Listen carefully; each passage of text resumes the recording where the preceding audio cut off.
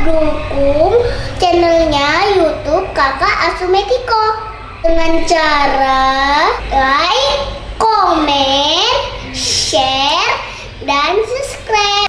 Dadah. Sampai saat tata, semoga semua makhluk hidup berbahagia. Sadu, sadu, sadu. Ya, untuk selanjutnya saya serahkan kepada moderator. Namo Sang Hyang Adi Budaya, Namo Buddhaya. Terima kasih kepada Samanera Bodhi yang telah memimpin puja bakti pada siang hari ini. Sebelumnya yang saya muliakan, Yang Mulia Biko Abiwaro, yang saya muliakan Samanera Bodhi, dan yang saya hormati seluruh kakak Asumetiko.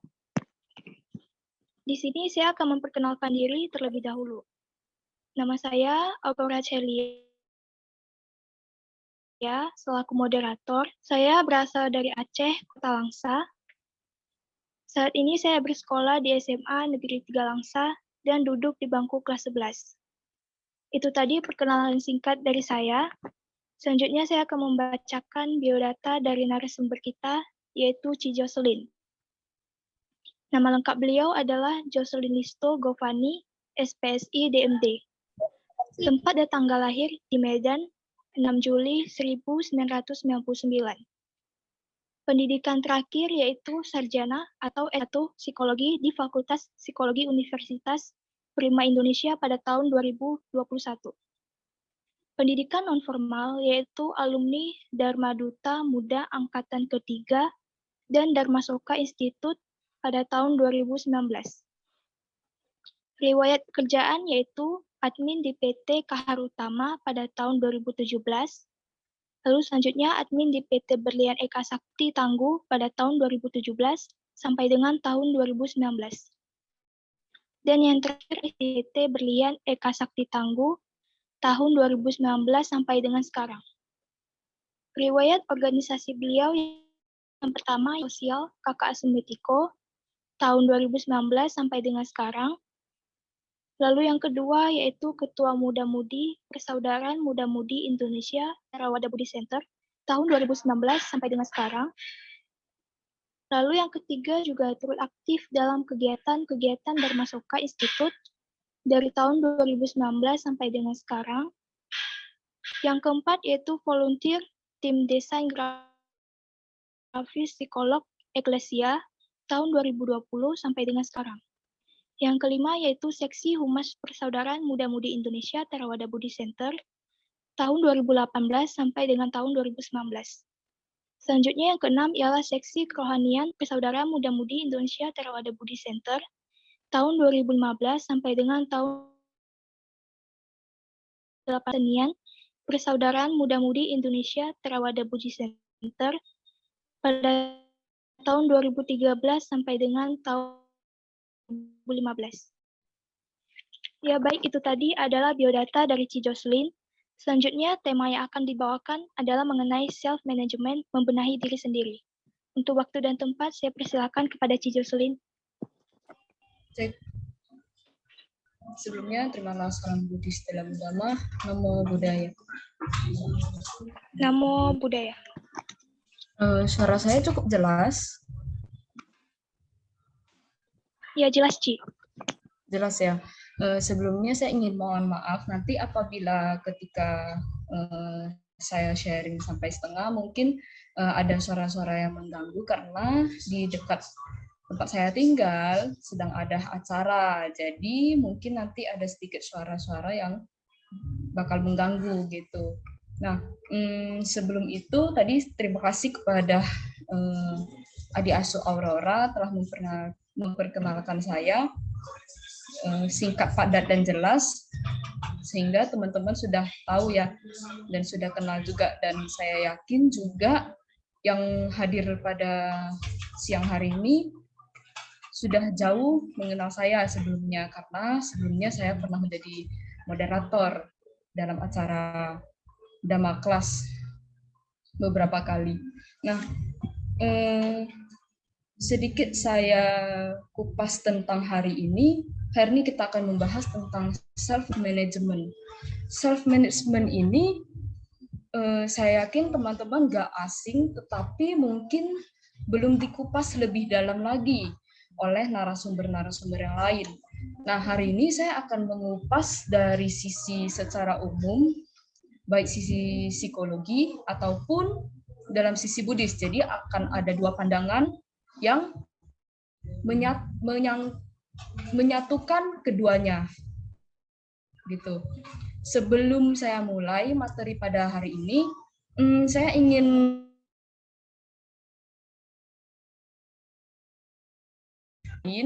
boleh nanti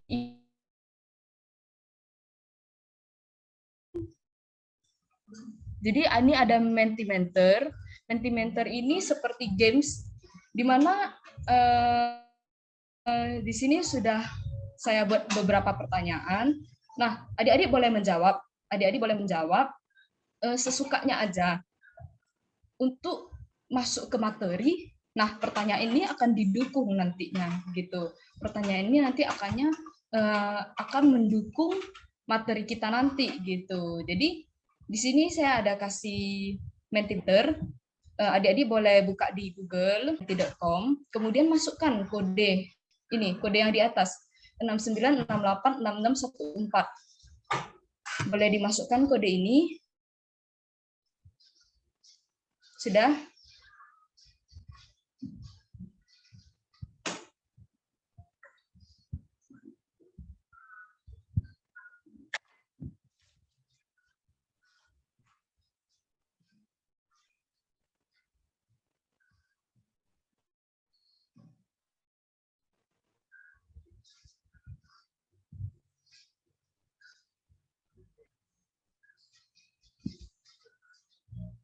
Oke, kalau sudah masuk ke kodenya 69686614, terus klik submit.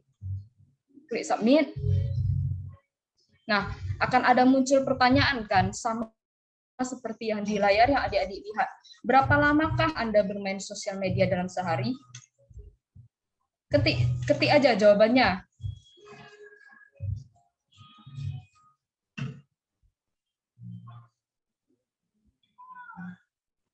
Nah, akan muncul jawaban adik-adik. Nggak apa-apa, nggak ada yang tahu siapa yang ngetik.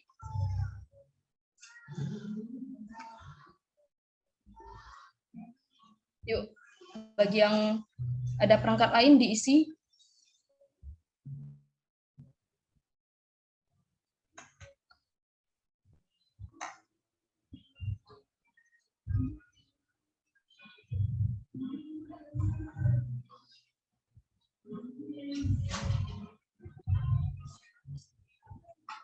Oke, sudah mulai banyak ya.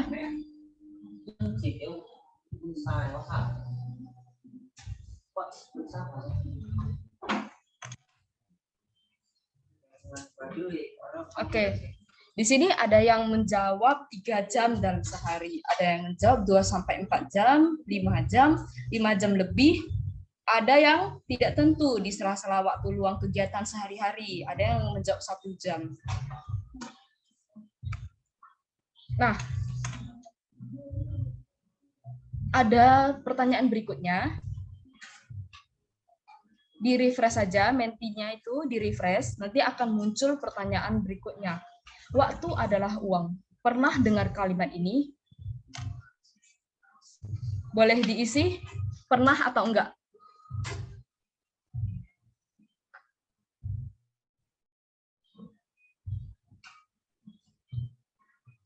Oke, rata-rata menjawab pernah. Dari sini, dari yang kita lihat tadi, berapa lama Anda bermain sosial media, di sini juga kita sudah tahu ya, ini bermain sosial media ini di luar dari konteks kita itu belajar, Zoom, ada buat tugas, bermain sosial media ini, di sini benar-benar kalian itu bermain Instagram, bermain YouTube, nonton, nah itu semuanya. Tidak yang edukasi ya, tidak yang kalian belajar itu tidak termasuk. Nah di sini teman-teman lihat, kebanyakan itu dari kita itu belajar nonton itu bermain handphone itu 5 jam dalam sehari. Bayangkan 5 jam itu apabila kita pakai untuk belajar hal-hal baru, sudah berapa banyak yang dapat kita pelajari? Sudah berapa banyak yang akan kita dapat dalam 5 jam itu dalam sehari? 5 jam itu sama dengan kurang lebih kalau drama Korea itu 4-5 episode lah ya. 4-5 episode. 4-5 episode itu kita gunakan untuk hal yang lebih bermanfaat. Oke, sampai di sini kita sudah tahu diri kita. Saya tidak bilang ini yang 5 jam ini siapa, yang 1 jam ini siapa, 3 jam ini siapa. Tapi kita evaluasi diri sendiri. 5-6 jam sehari ini, apakah sudah maksimal belum kita gunakannya? Istirahat itu 5-6 jam nggak sih untuk bermain handphone gitu? Karena waktu itu adalah uang, saya rasa teman-teman lebih bisa mengatur waktunya.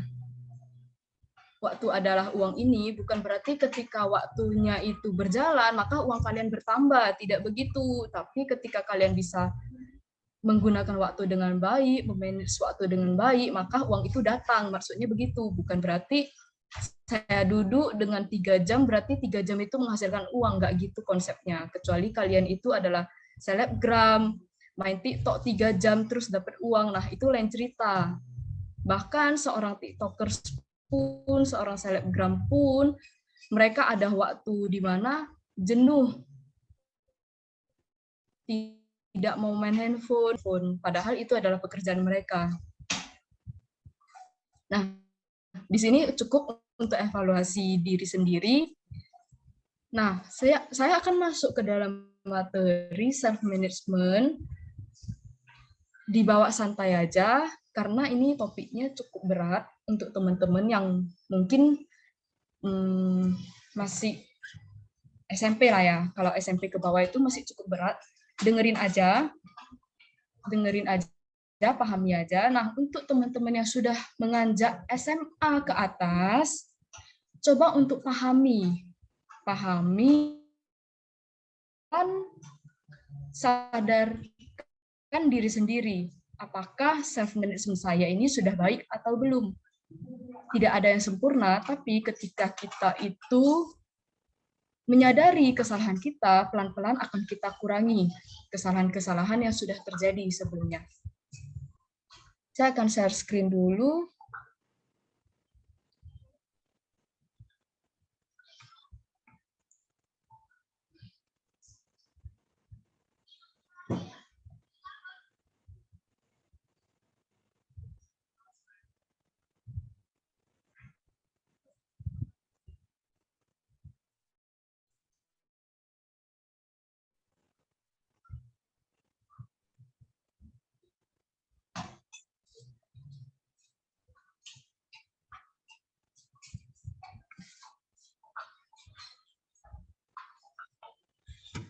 Oke.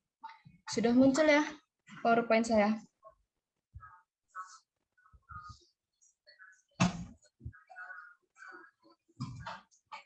Oke, self-management membenahi diri sendiri.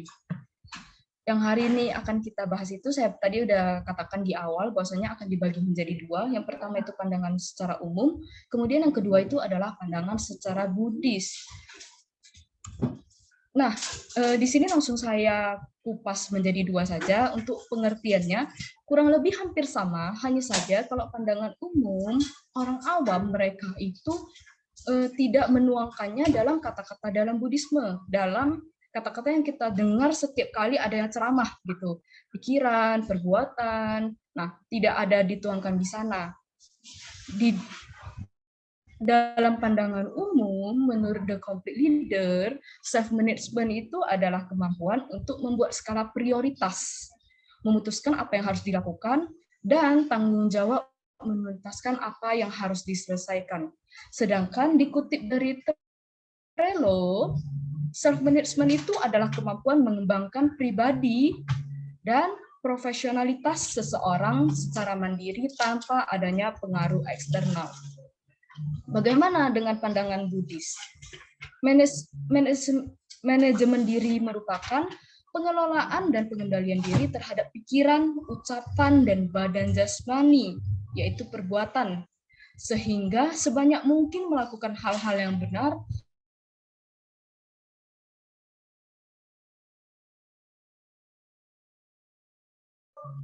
Adapun hal-hal yang tidak benar atau salah tersebut juga mencakup yang tidak baik, tidak pantas, dan tidak bermanfaat.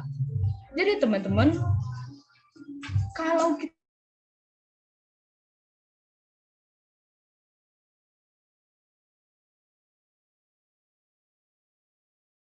yang benar-benar baik, benar-benar bermanfaat bagi diri kita, dan yang prioritas. Jadi skala prioritas dalam kegiatan kita sehari-hari ada banyak sekali kegiatan-kegiatan yang dapat kita bagi menjadi mana yang prioritas, mana yang cukup prioritas, dan mana yang tidak prioritas. Yang prioritas itu apa contohnya? Contohnya itu seperti kita sekolah, kita kuliah, bekerja, kemudian mengasah diri sendiri, mengembangkan diri sendiri, itu yang prioritas.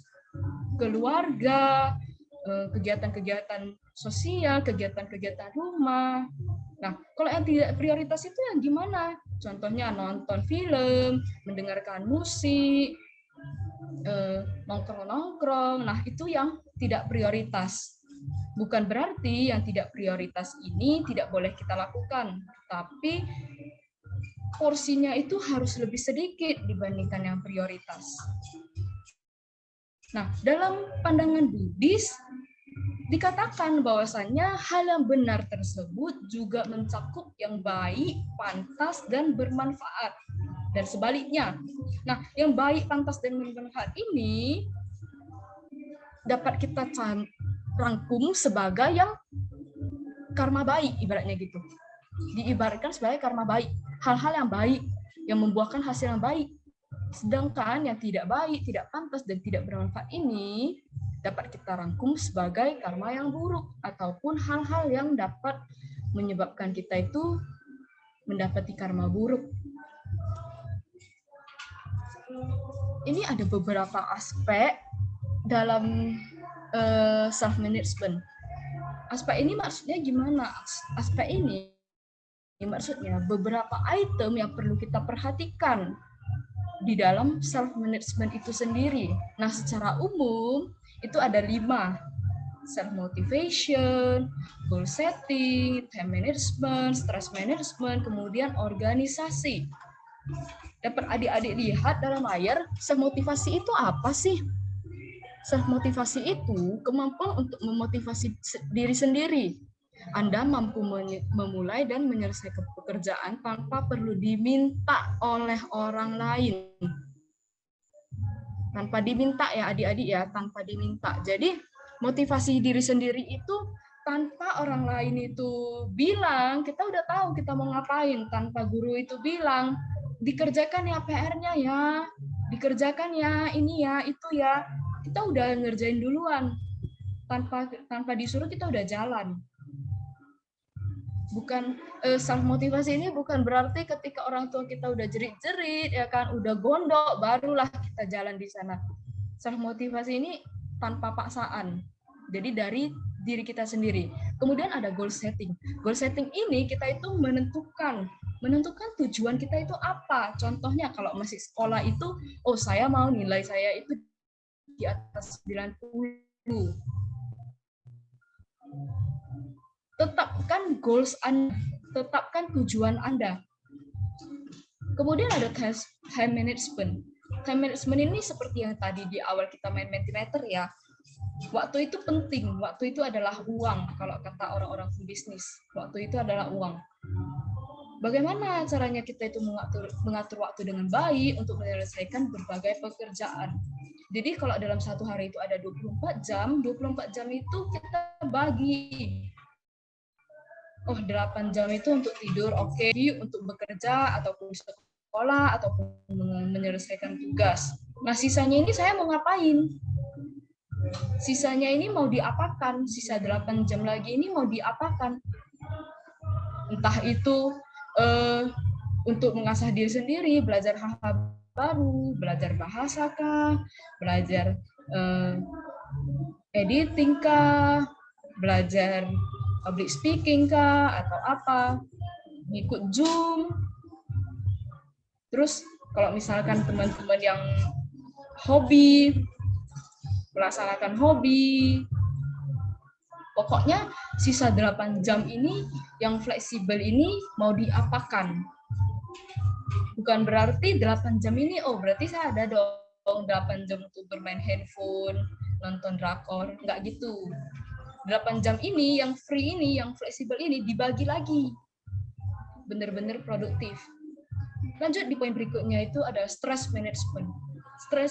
Stress management ini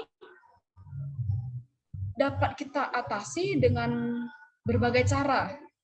Bisa dengan meditasi, menjaga pola makan yang sehat, olahraga, melaksanakan hobi. Itu bisa untuk menghilangkan stres kita ketika kita itu udah penat, udah capek. Terkadang ada waktunya kita itu yang males olahraga itu harus olahraga. Merefresh kembali isi otak kita yang ditumpuk dengan pelajaran-pelajaran yang kita nggak suka, itu fisika, kimia, segala macam, udah stuck di dalam otak kita. Nah, stress management inilah digunakan. Kemampuan kita stress management ini dapat digunakan di keadaan-keadaan yang seperti ini. Kemudian ada organisasi. Nah, kalau teman-teman lihat tadi, di profil awal saya itu dikatakan sama Aurora itu, dibacakan sama Aurora itu, banyak sekali organisasi-organisasi yang saya ikuti. Terkadang susah untuk mengatur jadwal-jadwal deadline-nya. Tapi bisa mengatur porsi energi, waktu, kesehatan fisik, kesehatan mental, dan sebagainya. Nah, kesehatan fisik dan kesehatan mental di sini sangat saya tekankan di dalam organisasi. Ketahui otomatis tekanan otomatis lebih banyak lagi orang-orang yang berbeda-berbeda lagi yang kita temui. Ada si A yang dia itu kalau misalkan di ngomongin sedikit marah. Ada si B, kalau yang di ngomongin sedikit dia nggak bakalan peduli. Mau kita caci maki, dia nggak bakalan peduli. Lingkungan-lingkungan kita itu selalu berbeda-beda. Ada orang-orang yang tanpa disuruh pun sudah langsung membantu. Ada orang-orang yang harus dikasih punishment dulu baru jalan. Jadi kemampuan organisasi kita ini kumpullah sebanyak mungkin ketika kita muda, karena ketika nanti kita mungkin sudah memiliki keluarga, memiliki rumah tangga, kita sudah memiliki anak, belum tentu kita memiliki waktu itu. Dan ketika kita sudah tua pun, kita baru memulai untuk berorganisasi, udah nggak keburu lagi. Semangat kita udah menurun, kesehatan kita udah menurun, udah nggak ada lagi tenaga untuk bisa bakti sosial, nggak ada lagi tenaga untuk bisa mengerjakan ini itu. Cuman bisa ya menikmati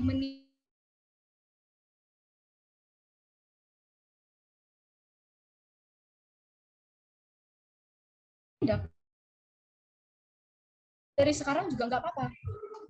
Tidak ada kata terlambat untuk self management ini. Nah, teman-teman, adik-adik semua kan masih muda. Masih ada yang di sini saya lihat ada yang SD, ada yang SMP, ada yang mungkin sudah kuliah. Nah, mungkin untuk teman-teman yang sudah kuliah sudah lebih mengetahui ketika kita bekerja, ketika kita kuliah, bagaimana deadline dari kantor, kejar, terus deadline dari kampus, juga kejar, tugas. Di sini perlu kita asah sama-sama. Saya juga belum maksimal, masih belajar juga. Jadi bukan berarti hari ini saya memberikan materi ini, berarti saya sudah sempurna, tidak begitu. Tapi saya ingin mengajak adik-adik semua untuk sama-sama kita itu mengembangkan self-management kita.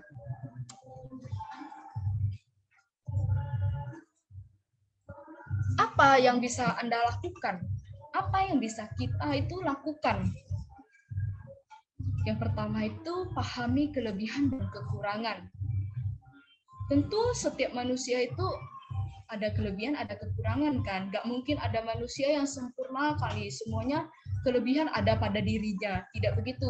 Ada yang semuanya kekurangan itu ada pada diri dia sendiri. Gak gitu juga. Jadi pahami, pasti ada kelebihan sama kekurangan.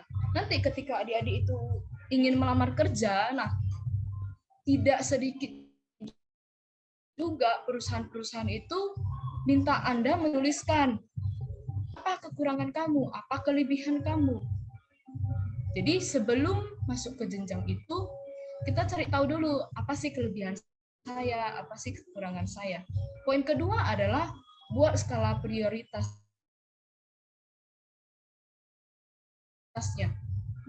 Kita buat dulu skala prioritasnya. Prioritas pertama saya apa, kedua saya apa, ketiga saya itu apa. Poin ketiga adalah pelajari teknik manajemen yang paling sesuai. Teknik manajemen di sini banyak ya. Banyak sekali dapat adik-adik searching, nonton Google, nonton YouTube. Nah, cari tahu teknik manajemen saya itu apa yang paling cocok.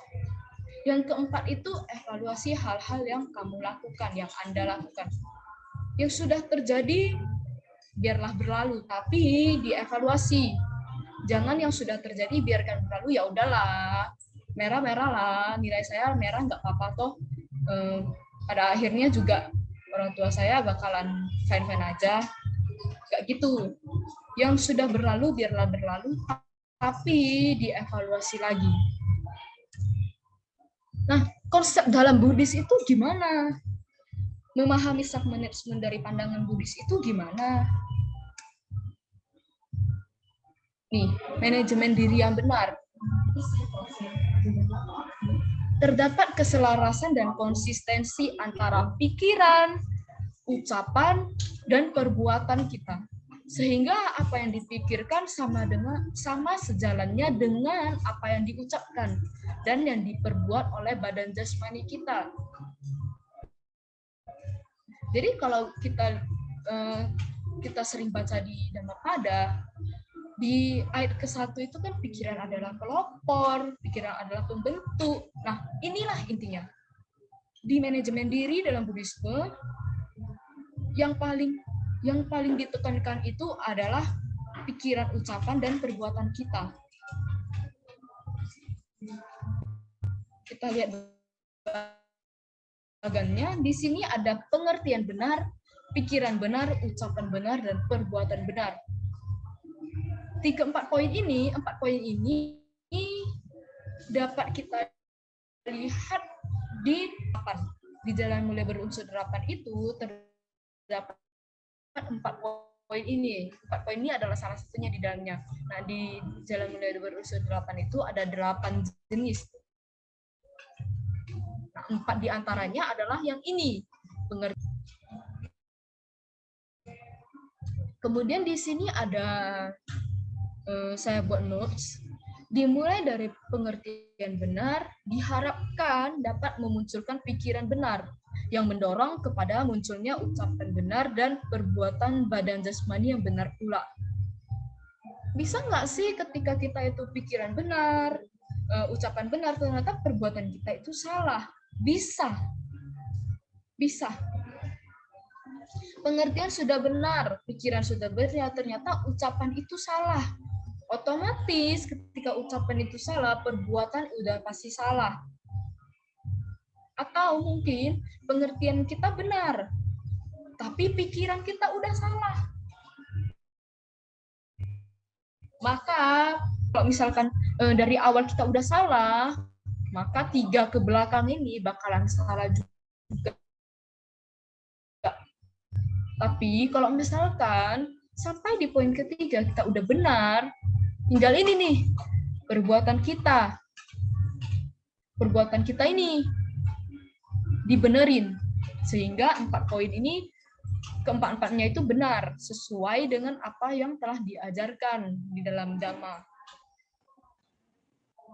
Contohnya itu gimana? Contohnya itu kita udah belajar, kita udah dikasih tahu bahwasanya kita harus melakukan kebaikan.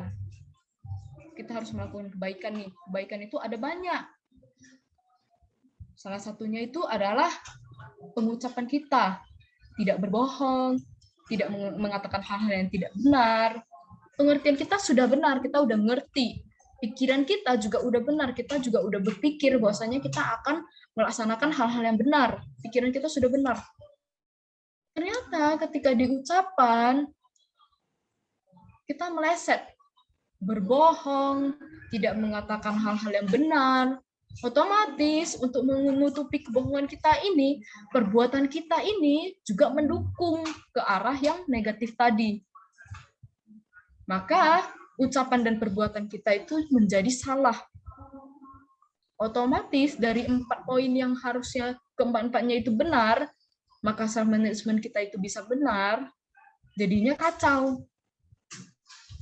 Apalagi kalau misalkan dari pikirannya itu udah salah. Jangan harap lagi kegiatan itu bisa jadi kegiatan yang positif, udah pasti jadi kegiatan yang negatif. Karena 3 diantaranya itu udah negatif, udah salah duluan. Oke. Nah, ini yang tadi saya bilang, bahwasanya di Dhammapada syair pertama atau ayat yang pertama dikatakan oleh pikiran, dipimpin oleh pikiran, dihasilkan oleh pikiran. Bila seseorang berbicara atau berbuat dengan pikiran yang tidak suci, penderitaan pun akan mengikuti, seperti roda pedati mengikuti jejak kaki lembu yang menariknya. Jadi apapun ceritanya, apapun dasarnya, pikiran itu adalah yang pertama. Pikiran itu adalah yang utama. Pikiran itu adalah dasarnya. Kalau pikiran kita itu udah salah, jangan harap ke belakangnya itu bisa benar.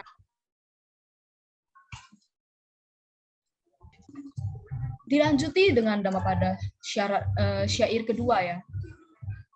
Nah, segala perbuatan baik didahului oleh pikiran, dipimpin oleh pikiran, dan dihasilkan oleh pikiran. Bila seseorang bicara atau berbuat dengan pikiran yang suci, bahagia pun akan mengikuti, seperti bayang-bayang tak pernah meninggalkan dirinya. Jadi sampai di sini, saya rasa Dhammapada ini sudah sering kita dengar, tapi belum tentu sudah sering kita laksanakan. Pikiran itu sangat liar. Ketika kita tidak fokus saja, kita itu enggak, pikiran itu entah kemana-mana, udahlah, susah untuk menangkap kembali. Ketika kita meditasi sekalipun, fokus awalnya fokus, nafas masuk, nafas keluar, ada orang yang jalan kita sadari, ada orang yang berbicara di samping kita sadari. Ternyata suatu waktu pikiran kita ini lari ke pikiran-pikiran yang membahagiakan kita. Contohnya, tiba-tiba kita terpikir, wah, dulu kalau saya ulang tahun ini gini nih, tiba-tiba pikiran kita itu lari ke sana. Untuk mau kembalikan pikiran kita menjadi ya fokus, nafas masuk, nafas keluar tadi, itu udah susah. Maka untuk menstabilkan pikiran kita itu, kita harus benar-benar fokus. Di kehidupan sehari-hari kita juga sama. Ketika kita itu belajar, benar-benar belajar istirahat. Begitu. Oke, nah ini yang hari ini saya sharingkan hanya kupas luarnya doang. Ini cuma kupas luarnya doang. belum sampai di dalam-dalamnya, belum sampai akar-akarnya. Tapi dengan ada awalnya ini, saya harap teman-teman bisa lebih searching sendiri, cari tahu sendiri, udah sejauh mana saya itu mampu. Gitu. Saya rasa untuk hari ini materi saya sampai di sini. Kira-kira dari teman-teman ada yang ingin bertanya? Ada yang mau bertanya? Atau kalau misalkan tidak sekarang, nanti boleh kontak saya di sini. Teman-teman, apakah ada yang ingin bertanya? Bisa diketik melalui kolom chat ataupun dinyalakan mikrofonnya langsung. Ya, boleh juga.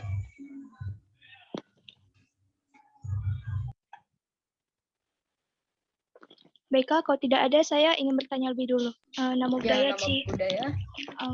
Tadi kan self-management itu kita harus bisa mengelola yang lebih prioritas, yang mana prioritas doang sama yang nggak prioritas. Tapi kalau misalnya kita ada tugas dan dua-duanya itu bingung cara nentuinnya gimana. Harus yang dikerjainnya mana dulu gitu. Dan nentuin kalau yang tugasnya sama-sama penting.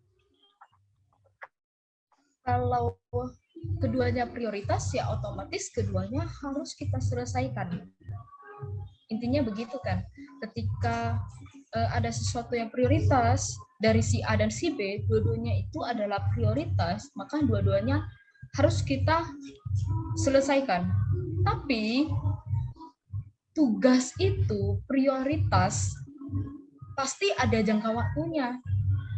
Pasti ada dikasih jauh-jauh hari, atau mungkin ya katakanlah semalam baru gurunya kasih nih, terus hari ini sama-sama ngumpul.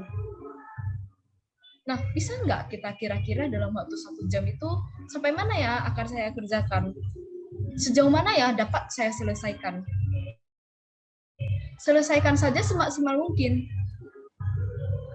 Nah, saya ambil contoh itu yang luas dulu deh, yang kebanyakan orang itu mengalami. Dikasih tugas itu hari Senin, ngumpulnya hari Jumat. Katakanlah begitu, dikumpul hari Jumat. Nah, kebanyakan dari kita itu prokrastinasi. Istilah awamnya menunda-nunda. Nah, menunda-nunda pekerjaan yang seharusnya dilakukan. Hari Senin udah dikasih tugas, dikumpul hari Jumat, tapi dikerjakan itu udah mepet. Hari Kamis baru mulai dikerjakan. Otomatis tugas yang dikasih hari Rabu untuk dikumpulkan hari Jumat itu juga mepet waktunya. Mepet. Jadinya yang harusnya hari Senin bisa kita kerjakan di hari Selasa ataupun hari Rabu, karena kita menunda-nunda, kita procrastinating menjadi hari Kamis untuk dikumpul hari Jumat. Nah, tugas yang dikasih hari Rabu, kita nggak keburu untuk ngerjainnya. Maka, untuk menentukan prioritas itu, setelah kita menentukan prioritas, kita nggak boleh menunda-nunda, kita nggak boleh procrastinating, nggak boleh prokrastinasi. Jangan ditunda pekerjaannya. Udah ada deadline, oh, harusnya dikumpul ini dikasih hari Senin, dikumpul hari Jumat, saya batasnya itu hari Rabu udah harus selesai deh. Udah harus selesai. Nah, hari Selasa, hari Rabu ada senggang, langsung gas kerjakan, selesai. Jadi hari Rabu gurunya kasih tugas, Kamis kita masih ada waktu untuk ngerjain. Nah, itu kalau misalkan tugasnya itu dikasih jauh-jauh hari. Nah, ini yang kebanyakan dialami sama kita-kita ini. Gimana kalau misalkan tugas itu seabrek itu dikasih dalam satu waktu, dikumpulkan juga di waktu yang bersamaan? Pentingkan yang kita bisa dulu, yang kita paling mahir dulu. Contoh, ada tugas bahasa Indonesia, Inggris, matematika. Kita paling suka apa nih? Kita paling bisa apa nih? Yang kita rasa itu paling cepat deh saya selesaikan. Matematika udah nggak mungkin, harus hitungan-hitungan, belum lagi nyari rumus, belum lagi nanti salah-salah. Mau ngecek-ngecek lagi, nggak mungkin. Oke, ada bahasa sama bahasa Inggris nih. Ada bahasa Indonesia sama bahasa Inggris kan? Mana yang paling saya mahir? Oh, Saya paling mahir bahasa Indonesia nih, karena sehari-hari saya pakai. Oke, bahasa Indonesia, gas. Kerjakan. Fokus. Bahasa Indonesia, fokus. Saya ngerjain bahasa Indonesia, saya mikirinnya cuman buku bahasa Indonesia, kata-kata bahasa Indonesia, nggak ada handphone, nggak ada gadget. Saya jangan main handphone dulu, sosial media off. Selesaikan. 45 menit jadi. Oke, sekarang ada 2 pilihan. Bahasa Inggris atau matematika. Bahasa Inggris dulu. Oke, bahasa Inggris saya harus nyari kamus, saya harus searching Google. Oke, fine. Kerjakan. Gas. Selesai dalam waktu 1,5 jam, katakanlah.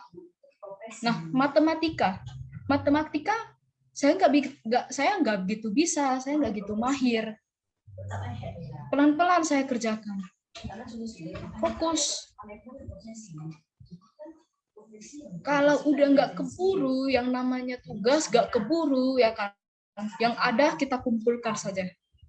Yang penting sudah maksimal. Itu kemampuan saya sampai di sana. Kerjakan semaksimal mungkin. Hasil akhir nanti. Yang penting di awal itu kita udah produktif banget. Produktif itu maksudnya gimana? Ketika kita menentukan waktu belajar itu 4 jam itu benar-benar untuk waktu belajar. Ketika sudah waktu tidur, kita benar-benar waktu tidur. Memutuskan untuk jam 10 tidur. Memutuskan saya untuk jam 12 tidur. Jam tidur saya jam 12. Malam jam 12 tidur. Oke, jam 12 kerjaan selesai, nggak selesai, dikejar deadline, mau nggak mau harus tidur. Tapi besoknya itu gas, push pagi-pagi. Bangun jam 6, kerjakan, sebelum ngantor itu kerjakan dulu deadline, selesai, kerja. Jadi tidak ada istilah di mana ketika kita itu tugas seambrek, tidak ada satupun yang selesai, tidak ada begitu. Mau tugas 5, 10, ya intinya adalah tugas yang selesai yang kita nggak akan mungkin seumur hidup kita itu kita sempurna aja terus, nggak akan mungkin kan, gitu.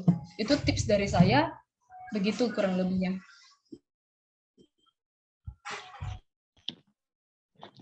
Ya baik Ci, terima kasih atas jawabannya. Jadi teman-teman yang lain ada yang ingin bertanya?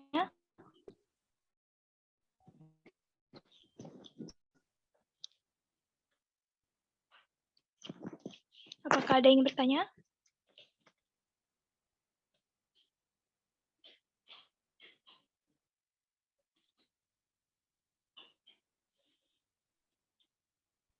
Ya Ci, ini ada pertanyaan dari Cynthia. Nama budaya Ci, izin bertanya, gimana sih caranya buat ngilangin rasa minder dan tidak percaya diri? Baik, terima kasih untuk pertanyaan dari Cynthia nih ya. Cynthia dari Perbongan. Cara untuk mengurangi rasa minder sama rasa tidak percaya diri. Tadi ada poin di mana kita itu perlu menentukan, kita itu perlu mencari tahu kelebihan dan kekurangan kita kan. Dari kelebihan dan kekurangan itu, ketika kita udah tahu, rasa minder sama rasa percaya diri itu bakalan rasa minder itu bakalan menurun dan rasa percaya diri itu akan meningkat. Pasti. Kenapa saya bilang begitu? Karena ketika kita itu tahu kelebihan kita, contoh, saya tahu bahwasanya saya ini bisanya itu hal-hal yang aneh-aneh gitu, hal-hal yang orang-orang itu jarang bisa, hal-hal yang orang-orang itu tidak terpikirkan gitu kan. Nah, ketika saya dalam berorganisasi, ketika saya dalam di daerah kantor, ada keadaan-keadaan yang mendukung passion saya, keadaan-keadaan yang mendukung kelebihan saya akan percaya diri. Kebalikannya, ketika saya ada sesuatu yang saya nggak bisa, saya itu udah belajar berkali-kali, ternyata saya nggak bisa, udah berusaha semaksimal mungkin, ternyata saya nggak bisa, saya itu akan minder, benar kan? Benar ya? Nah, maka ketika kita itu ingin meningkatkan rasa kepercayaan diri kita, cari kelebihan kita itu apa? Nggak mungkin kamu itu tidak ada kelebihan, nggak akan mungkin. Pasti ada 1 atau 2 kelebihan kamu itu yang benar-benar bermanfaat di hidup kamu. Bahkan sekalipun orang-orang yang tidak tahu bahwasanya dia itu ada kelebihan, dia pun ada kelebihan. Maka kita harus cari tahu kelebihan kita itu apa. Entah di akademik kah, di olahraga kah, di fisik kah. Kita tidak akan tahu kalau kita nggak mencari tahu. Makanya nyari tahu. Terjun di dalam dunia organisasi. Terjun di dalam dunia-dunia yang melibatkan kita. Lain cerita kalau misalkan kamu itu seorang yang introvert, kemudian kamu tidak menemukan passion kamu tidak menemukan kelebihan kamu. Tapi kalau misalkan kamu orang-orang yang extrovert, kemudian kamu terjun di dalam organisasi, sangat mudah bagi kamu itu untuk menemukan kelebihan kamu. Bisa dipercaya itu pun sebuah kelebihan. Bisa dipercaya itu menjadi sebuah kelebihan. Seorang psikolog itu butuh kelebihan itu. Kenapa? Karena bisa dipercaya itu ketika kamu mampu membuat orang lain percaya, maka klien akan datang.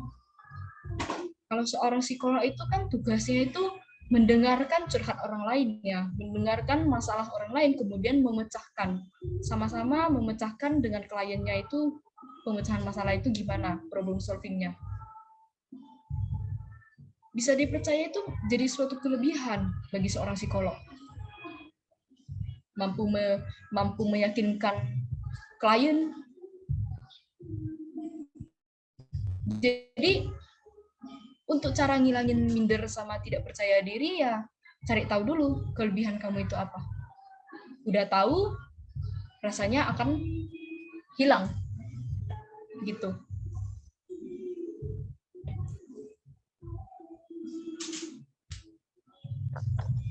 Cukup mengerti, Cynthia? Oke, Ci, thank you. Ya, baik teman-teman, ada yang ingin bertanya lagi?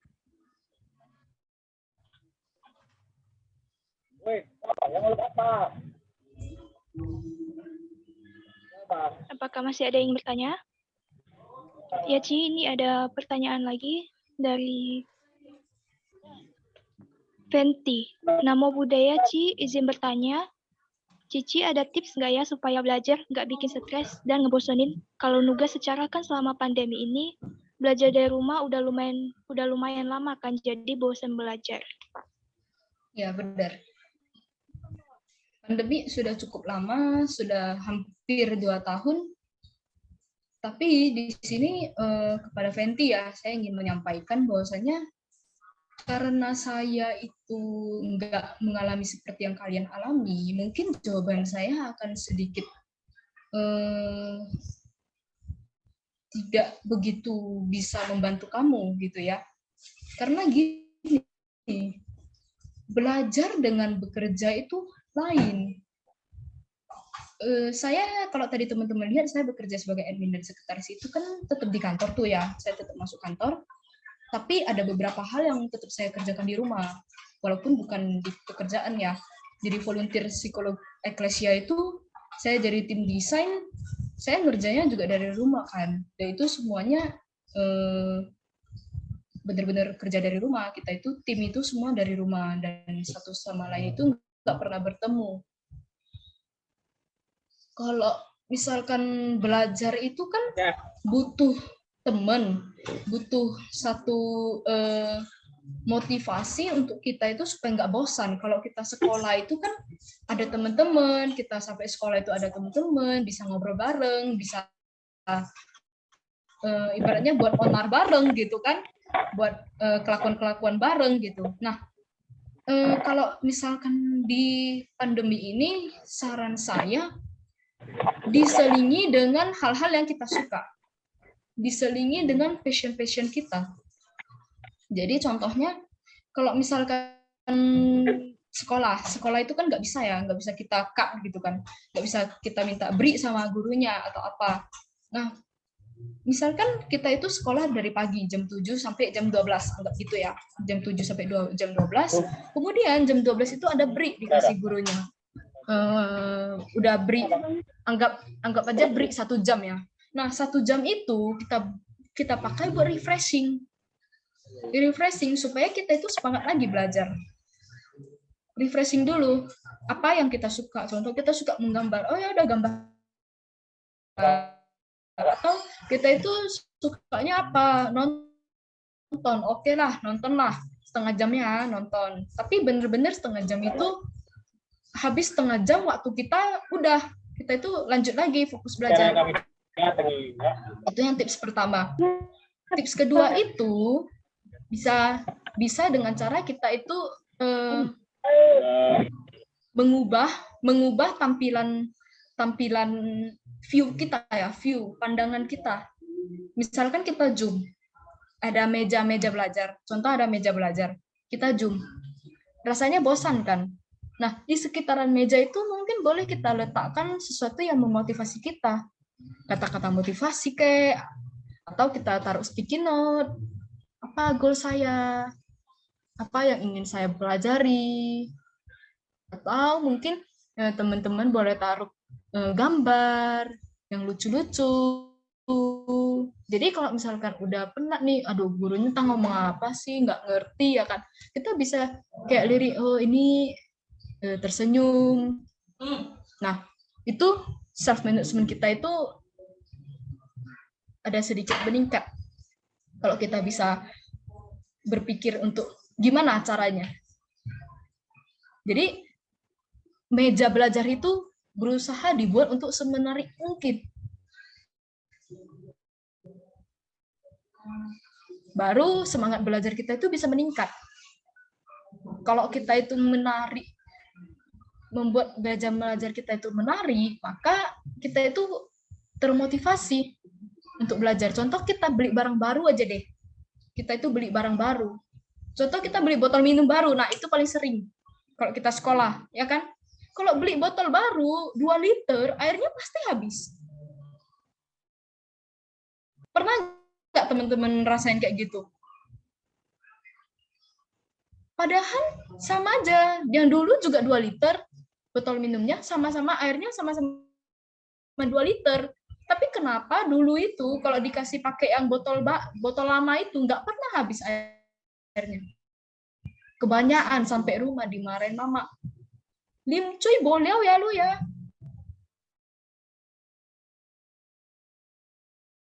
Tupperware yang baru, aduh, airnya habis.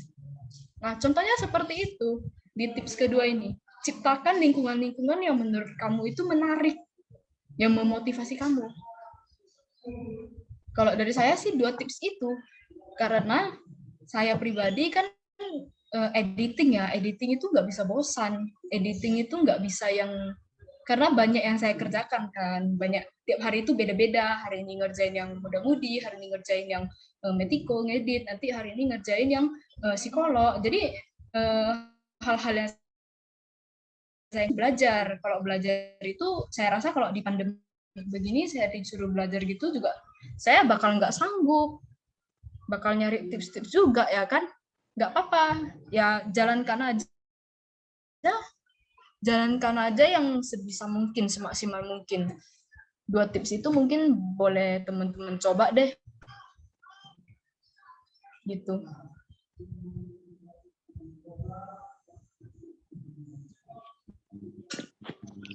Ya, baik. Apa masih ada yang ingin bertanya lagi?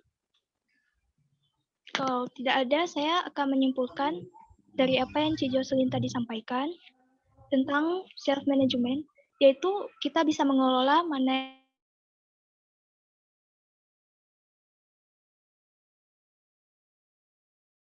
aspek. Yang pertama, yaitu self-motivation. Yang kedua, goal setting. Yang ketiga, time management.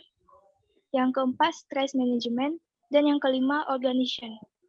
Self-management dalam pandangan Buddhis juga seperti jalan mulia berunsur 8, yaitu pengertian benar, ucapan benar, pikiran benar, dan perbuatan benar. Saya ucapkan terima kasih kepada Ci Jocelyn yang telah bersedia meluangkan waktunya untuk mengisi Dhamma kelas Metiko pada siang hari ini. Dan terima kasih juga kepada teman-teman Metiko yang telah ikut bergabung di Zoom dan ikut meramaikan Dhamma kelas pada siang hari ini. Saya selaku moderator pamit undur diri. Maaf apabila ada kesalahan dalam ucapan saya. Akhir kata, Namo Sang Hyadi Budaya, Namo Buddhaya. Namo Buddhaya. Sebelum menutup, saya mau minta teman-teman untuk buka kamera untuk foto bersama yuk.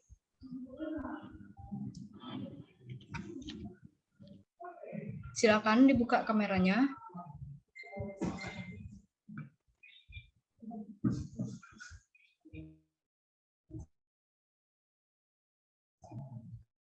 Oke, 1, 2, 3. Oke, sekali lagi ya. 1, 2, 3.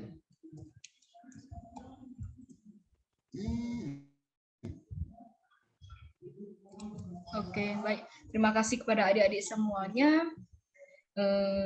Sudah aktif di Dhamma kelas Metiko. Dan saya mohon maaf apabila ada kesalahan-kesalahan kata yang mungkin menyinggung teman-teman semuanya. Namo Sang Hyadi. Namo Buddhaya.